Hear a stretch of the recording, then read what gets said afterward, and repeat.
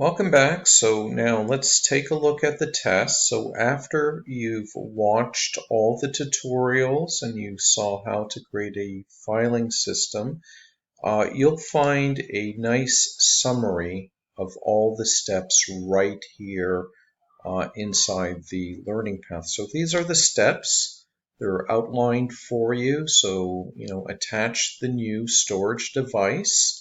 Like a hard drive or USB, and then start up Linux, use fdisk to create a partition, and so on.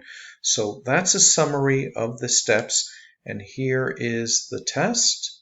So in the test, you're adding a 200 megabyte virtual hard drive to Linux. Now, of course, that's going to be virtual. You're creating a primary partition and using the whole of the disk space available, and you're selecting partition number 3. So it's going to be a primary partition. I know there are two types of partitions, extended and primary. For now, just use primary and choose partition number 3, and your device file should come out to SDB3. Format it with extended 4. Create a directory called My Drive right in the root, right in the top of the tree, just like we did in the video.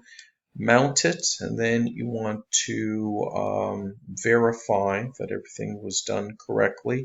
Update your help sheet, because this will be on your final exam, and then upload a screenshot. I don't need the commands. What I need is a screenshot.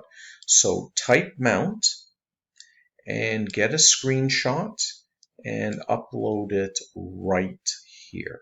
Okay, and I will be able to verify at the bottom line that SDB3 was mounted to my drive. If you have any difficulty with this test, please contact me and we'll go through it together.